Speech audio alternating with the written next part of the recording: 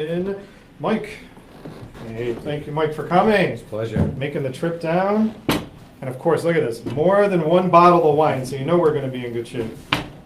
So if you saw on my social media earlier, I had some great pictures, and they've got some great photographs on all of their social media of the vineyard. So first of all, let's talk about, before we get to tasting the wine, because you know that's going to be a given, but let's talk about the vineyard as a whole. You've been with the vineyard for a long time.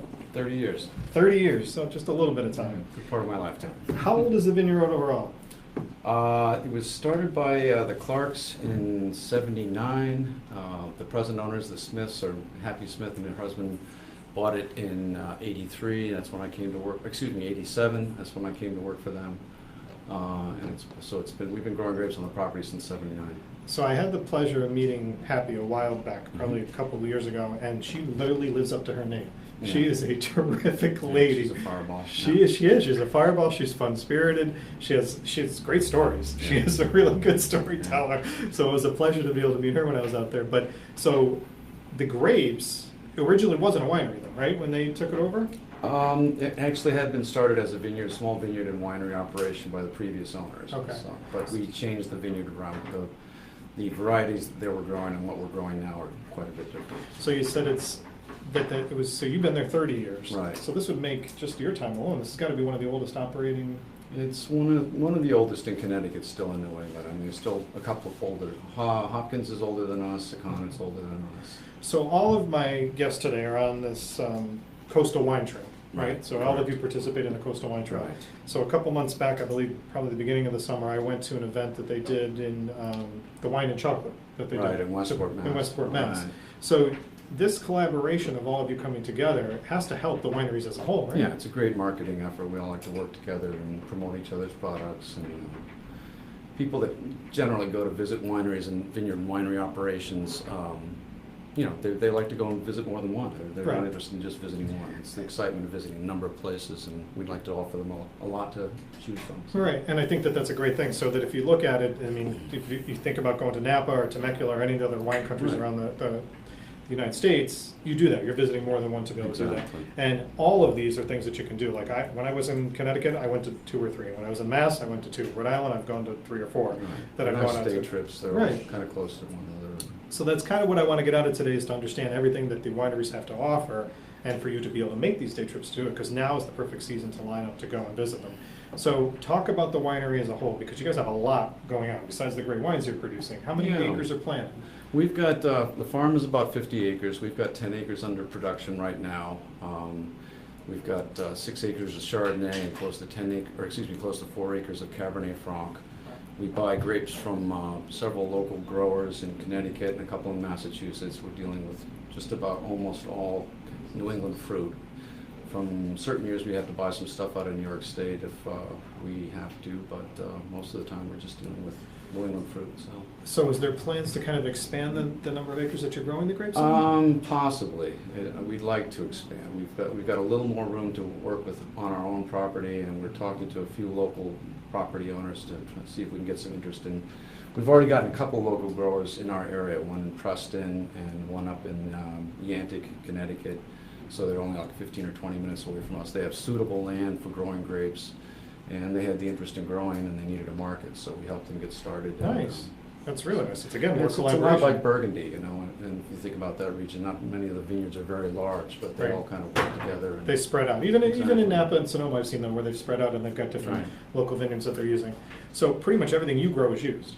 Yes, everything we grow is used for our the Cabernet Franc and the Chardonnay that we do. We actually do 2 Chardonnays. We do this one in stainless steel, which is called the Sheer Chardonnay, Okay. which kind of exemplifies the fruit character of the wine, the apple character of our New England Chardonnay. And then we do a Chardonnay in oak barrels. It's barrel fermented and aged for about a year in oak. Okay. We're sold out of that, unfortunately, right now. The Cabernet Franc is 100% from our vineyard also. And then these grapes for the other blends come from either our vineyard or from, like I said, other local growers in Connecticut or Massachusetts. So is the wine production done right on the land Yeah. where you are? We produce everything right there. We don't buy any wine from anywhere else or bottled wine from anywhere else. We make all our own wine right there. We bottle it all right there. So when you're getting other grapes in, are you getting, is it the juice that's coming over as a whole? And Sometimes it depends on who it's coming from. If it's coming from a local grower that that we trust to press the grapes and they're close enough to us, then we'll let them press it off and bring us the juice. Okay. If it's easier for us to move the grapes there, it just depends. We try to get them there in the safest way so that we can, get them under refrigeration and ready for fermentation as soon as possible. So you just mentioned, so we have these four, and you just mentioned a couple. How many wines overall are you? We're doing 6 wines right now. So Okay. there's these 4. We have the Chardonnay that we're sold out of, and we also do a Riesling. You have a Riesling too? Yes. Excellent, okay.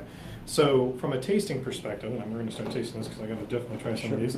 So from a tasting perspective, when a guest comes to visit there, you have a full tasting room for the liquor. Correct. Yeah. We're open 7 days a week, 11 to 5, longer hours in the summertime. We have musical events Friday evenings all through the summer. We're going to be having this coming weekend, the 16th and 17th, we've got a big festival coming up for harvest, celebrating our harvest. So that's another thing I got to 2-day touch on. festival with music and local food vendors And and that's whatnot. this September 16th and 17th? Correct. So actually, like not even a week, Yeah, about a week and a half away. week and a half, right. Excellent. Working hard, getting ready. So from that, cheers, by the way. Thank you for joining me. You're welcome. Thank you. Enjoy.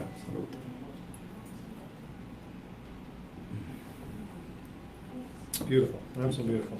So, talking about harvest and getting up, and Mhm. I was mentioning earlier about this being the perfect time of year to go out and visit the vineyards. Right. When does harvest really start for you? It's timed on weather, right? For our grapes at the vineyard, we'll start picking probably sometime between the 15th and the 20th of October, but we will be getting fruit in from some of the earlier ripening grapes from our other growers Okay. as early as maybe the 25th of September or something like that. So really, by the end of September, you're gearing Yeah, up to we're getting ready right now. We've got one more tank of wine, tank of Chardonnay to bottle, so we won't be out of stock on this one Chardonnay. And once that's in the bottle, then we'll start pulling grapes in right around the end of the month. So let's talk about a little bit your background in doing this. Is that you have to be out there on a regular basis. 30 years is a long time to be anywhere, especially in the Mhm. wine business as Yeah. well. What made you get into this? Got out of school, wasn't sure what I wanted to do. I saw a help wanted sign in a wine shop window. I was interested in wine, walked in, got the job. I worked in a couple different wine shops over an 8-year period, but I was more interested in production, and I worked my way into the back door of a small winery upstate Connecticut. Nice. Around 1983, I started working at Haight Vineyard, and then in '87, the Smiths bought Stonington, and I came down to work for them at that time. So you were really grassroots learning. This wasn't Yeah, anything. there wasn't much going on in New England with grapes when I first started out. It was pretty, we were all learning.